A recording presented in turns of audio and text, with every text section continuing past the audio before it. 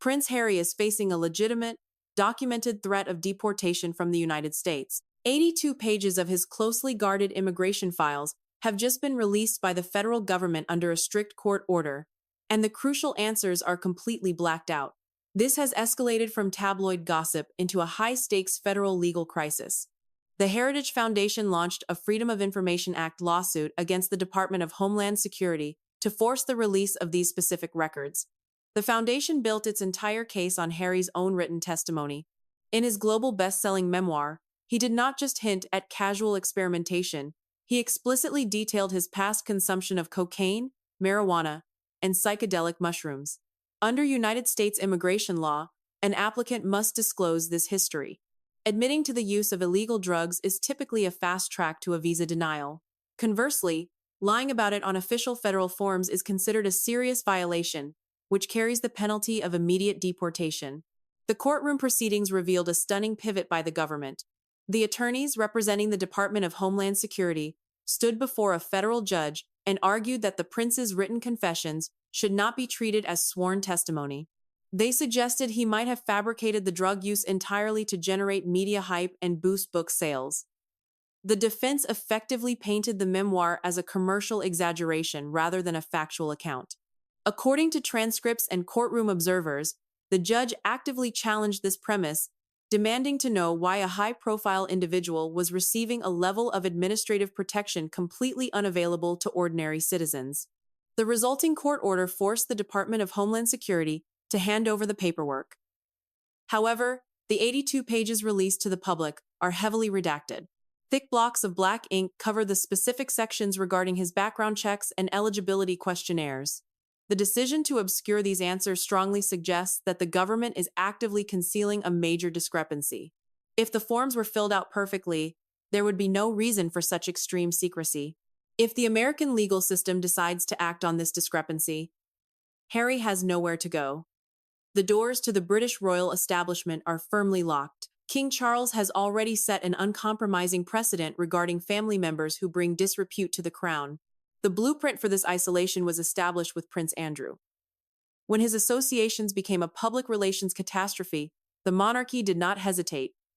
He was systematically stripped of his military titles, his royal patronages, and his ability to represent the crown in any official capacity. King Charles has enforced that exile with absolute discipline. This action sent a clear message to the world and to his own family. The survival of the institution will always supersede personal relationships. Palace insiders have noted that Buckingham Palace is treating Harry's American legal troubles with complete silence. There is no diplomatic intervention, no royal legal team being dispatched to Washington, and no safety net waiting in London. If a deportation order is signed, he will not be returning to royal duties or royal properties. The Crown has drawn an absolute boundary. Do you want to examine the exact federal documents the government is trying to hide? Leave a comment with the word visa below right now. My team will instantly send the full 82-page redacted immigration file directly to your inbox. Yet, a federal immigration scandal is only the first piece of this collapse. What Prince Harry did in Washington just last week goes far beyond a personal legal dispute. It was an unprecedented diplomatic violation that fundamentally fractured international protocol. Do not look away, because what comes next is the exact moment a personal grievance turned into an international incident. I am going to show you exactly how Prince Harry managed to disrupt his own father's most significant diplomatic mission of the decade. In March of 2026, Harry stepped up to a microphone and made a direct, highly publicized plea for international aid to Ukraine. On the surface, it might sound like a noble gesture, but in the realm of international politics, context is absolutely everything. His statement directly contradicted the stated foreign policy of the sitting United States administration. He essentially waded into one of the most sensitive geopolitical debates of our time, acting entirely on his own authority. His supporters are always quick to defend these moves. They routinely frame it as an independent, purely humanitarian gesture from a private citizen who simply cares about global issues. But let us be perfectly clear about how influence actually works. You cannot claim to be an independent, private citizen while simultaneously leaning on the title of a British prince to command a global stage and apply political pressure. When you use a royal title to capture the cameras, Your words carry the weight of the institution you represent.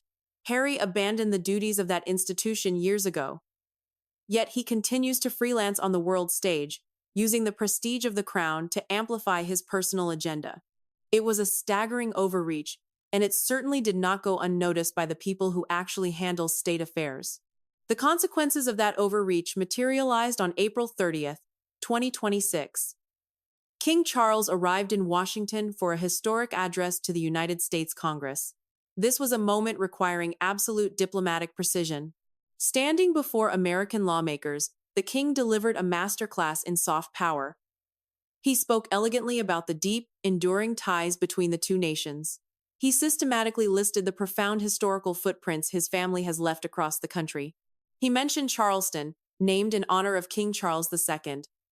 He highlighted Williamsburg, a tribute to King William. He went down the lineage, proudly acknowledging the shared heritage. But there was one glaring, unmistakable omission. In a room filled with the most powerful politicians in America, while recounting the family members honored by the nation, the king did not speak his second son's name. He left him off the list entirely. This was not an accidental oversight. It was a masterstroke of royal communication. The monarchy does not need to issue angry press releases or sit down for emotional television interviews to make a point. They deploy a much heavier weapon: absolute silence. By simply refusing to acknowledge him during a global broadcast, the king effectively rendered his son a non-entity on the international stage. It is a profound level of detachment. The message to the American government and the global public was delivered without a single raised voice. This man does not speak for us, and he is no longer part of our diplomatic legacy. So, the royal shield has been lowered, and the political protection is entirely gone. But what happens when the institutional safety net vanishes and you actually have to pay your own bills? If you think their diplomatic maneuvers are a disaster, wait until we look at the balance sheets. Prepare yourselves, because the Duchess's grand attempt at building a commercial empire is nothing short of a financial comedy. What do you do when you are handed one of the most recognizable names on the entire planet? Most individuals in that exceptionally rare position would lay the groundwork for an enduring, unshakable commercial empire. Meghan Markle? She decided to sell jars of jam with peeling labels. Let us open the carefully guarded financial ledger of the Sussexes and look at what is actually sitting on the balance sheet. You likely remember the grand, highly orchestrated rollout of American Riviera Orchard. It was aggressively marketed as a luxury lifestyle brand, a sophisticated pivot into the world of high-end domestic commerce. The marketing strategy was standard Hollywood playbook: ship exclusive promotional packages to incredibly famous allies, like tennis legend Serena Williams, and wait for the social media endorsements to roll in. But the actual execution was nothing short of a commercial embarrassment. The world watched in real time, as these unboxing videos revealed a stunning lack of quality control. High-profile friends opened powder blue boxes only to find smashed premium chocolates. They showcased expensive decorative candles that were completely missing their wicks. Jars of fruit preserve arrived with the brand's labels visibly bubbling and peeling off the glass before they even reached the kitchen counter. This was not merely a series of unfortunate shipping accidents. It was a profound structural failure. Financial analysts and corporate brand strategists looked at this rollout and immediately sounded the alarm. The consensus within the business community is clear. You cannot build a sustainable company without a functional operational core. Relying entirely on flashy influencer gifting while distributing fundamentally defective goods is an obvious, textbook path to failure. It exposed the fact that behind the glossy announcements, there was a startling lack of real business infrastructure. Which brings us to the very foundation of their supposed financial independence: the massive, headline-grabbing Archewell Productions contract with Netflix. The sand in that particular hourglass is running out incredibly fast. When that deal was signed, it was celebrated as a historic industry triumph. Yet, what has actually materialized from it? They successfully produced a heavily viewed documentary series which essentially served to monetize their own private family grievances. It was lucrative, but it was also a one-trick pony. Selling your personal drama has a notoriously short shelf life. Beyond the business of complaining about the royal institution, Archewell has demonstrated a remarkable inability to actually produce original content. Ambitious projects, like the heavily promoted animated series Pearl, were quietly canceled before a single frame was ever broadcast. The harsh, unforgiving reality of the entertainment industry is that corporate investors do not write endless checks for an empty slate.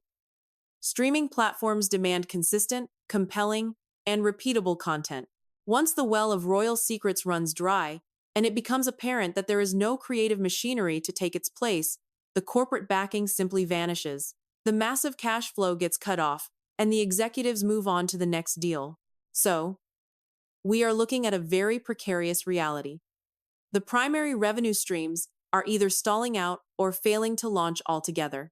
And yet, they are still desperately trying to maintain a day-to-day lifestyle that rivals Silicon Valley titans and legacy Hollywood royalty. Do you know what the residents of their ultra-exclusive California zip code are whispering these days? Word around the neighborhood is that they have quietly become the poorest rich people in the room. If you look at the glossy magazine covers, you might easily believe they are living a flawless California dream, completely insulated from reality by a seemingly endless royal inheritance. But if you strip away the Hollywood lighting and look at the actual property records and financial realities of their daily lives, a completely different picture emerges. The truth behind the iron gates of their estate will genuinely shock you. Montecito is one of the most exclusive residential enclaves on Earth. In this specific zip code, purchasing a $14 million mansion is essentially just paying the cover charge to enter the club.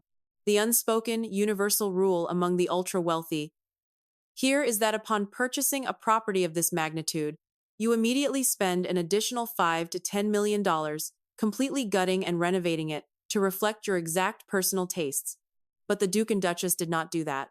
They bypassed this crucial status symbol entirely and simply moved right in. They are currently living inside a heavily dated, 15-year-old architectural footprint, originally customized for a Russian billionaire. In circles of true generational wealth, this is not viewed as charming frugality.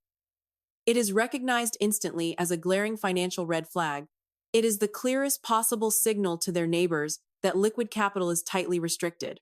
When you run the actual numbers, the grand illusion fades entirely.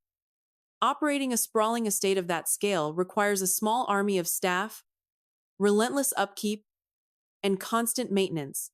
Combine that with the staggering, multi-million-dollar annual cost of an independent, round-the-clock private security detail, and you create an astronomical monthly burn rate. Wealth management experts who analyze these specific tax brackets have looked closely at the math. They estimate that the inheritance Harry received from the late Princess Diana, coupled with the trust fund released by the Queen Mother upon his 40th birthday, is evaporating far faster than it can possibly be replaced.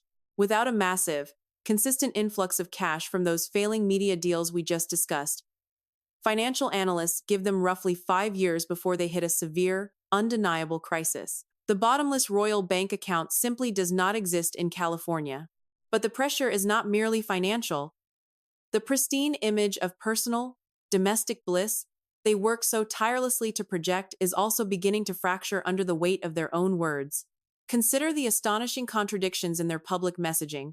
On camera, seated in plush chairs opposite friendly television hosts, they present a portrait of absolute serenity. They speak endlessly about finding peace, healing, and finally living their most authentic, joyful lives. Yet, behind the safety of social media, a remarkably different sentiment slipped out. In the spring of 2025, Meghan shared a public message with millions of followers, openly reflecting on the conclusion of what she described as the hardest 7 years of her life. Take a moment to do the simple math. Count backward 7 full years from the spring of 2025. You land precisely in 2018. That is the exact year she walked down the aisle at Windsor Castle to marry Prince Harry. You cannot have it both ways.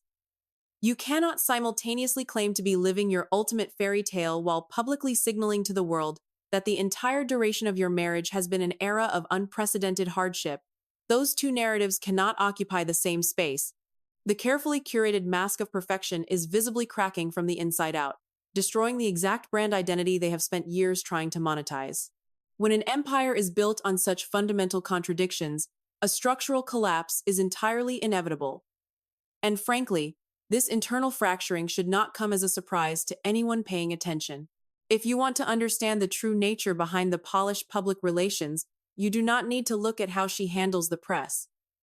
You only need to look at how she handles her own blood. Because the manner in which she discarded her own family is a permanent, glaring indictment of her character. It is a fascinating paradox to build an entire corporate brand around the concept of global compassion, while simultaneously ignoring an ailing father who lives just a few hundred miles down the coast. You simply cannot travel the world lecturing the public on kindness and empathy when you have systematically discarded the very people who raised you. If you want to understand why the global narrative turned so sharply against her, you do not need to rely on royal gossip. You only need to look at the official court records that permanently stripped away the carefully crafted facade of the perpetual victim.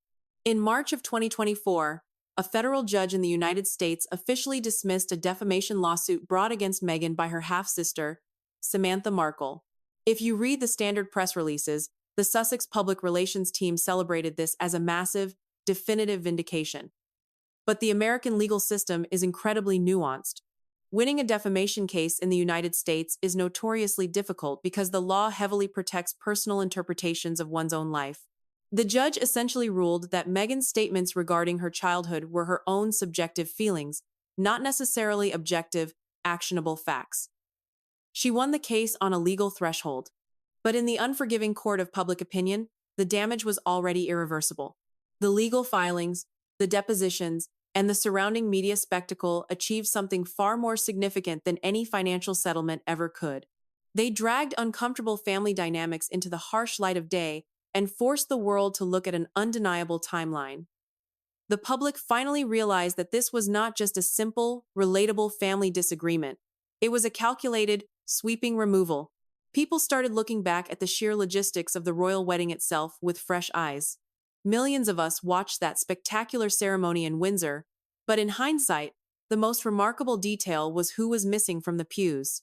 It is an extraordinary feat to invite A-list Hollywood celebrities you have barely met to sit in the front rows, while your own family members watch from a television screen.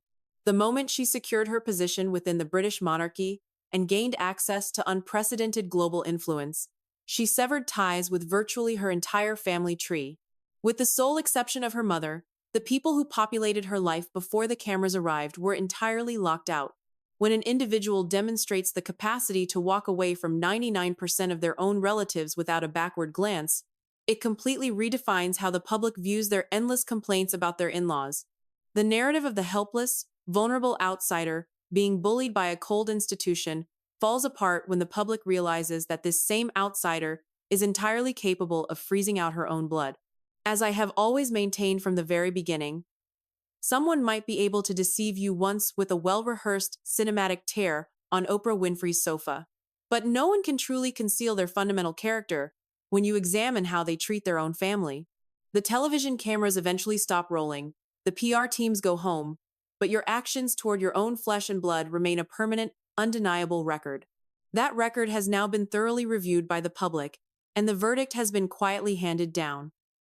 Which brings us, finally, to the ultimate consequence. We now arrive at the final strike against them. It is a blow that produces absolutely no sound, yet it carries a devastating, irreversible weight straight from the gates of Buckingham Palace.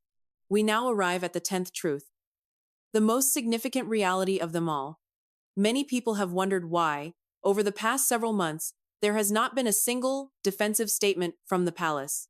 Why haven't they fought back against the endless stream of accusations? The answer is brilliantly simple. Because they finally realized they do not need to. They have discovered the ultimate response. Today, on May 5th, 2026, the dynamic has fundamentally shifted. The true power no longer rests in issuing rebuttals, it rests in the hands of the heir to the throne. Prince William has implemented a strategy that is as elegant as it is effective. He has established an absolute, impenetrable boundary of no contact. There are no angry phone calls, no leaked letters of negotiation, and absolutely no secret summit meetings. There is just total, unbroken silence. To understand why this is so devastating, you have to understand the fundamental business model of the Sussexes. Over the past few years, their entire commercial viability, their massive streaming contracts, their high-profile publishing deals, their global interviews depended entirely on their proximity to the monarchy. Their primary product was family drama. They monetize their grievances. But what happens to a business built on reacting to your family when your family simply stops providing material? When you sell complaints, you desperately need someone to complain about. By completely disconnecting, the future king has effectively bankrupted their entire media strategy. The royal family has placed them in a total media vacuum. We have all seen the recent reports of Harry desperately trying to reach out, floating public relations balloons about temporary returns, part-time royal duties, or holiday reconciliations. Those attempts have not been met with anger or retaliation. They have simply been met with dial tones. You cannot fight a shadow, and you cannot monetize a relationship that the other side simply refuses to acknowledge. Prince William has made it abundantly clear that his priority is protecting the dignity of the institution, and he will not allow the monarchy to be used as a reality television storyline. By cutting off the supply of royal interactions, he has cut off their oxygen. The drama is over because the co-stars have left the stage. Ladies and gentlemen, look at the reality of where they stand right now. From a ticking immigration time bomb that could result in federal deportation, to an unfolding financial nightmare in California, to a future where they are permanently locked out of the royal inner circle. I said it years ago, and I will say it one last time. Meghan Markle is a very bad actress starring in a play she wrote entirely by herself. Today, that play has finally ended. The curtain has fallen. Nobody is buying her jam. Nobody is believing her words. And the British royal family has officially, permanently, locked the doors.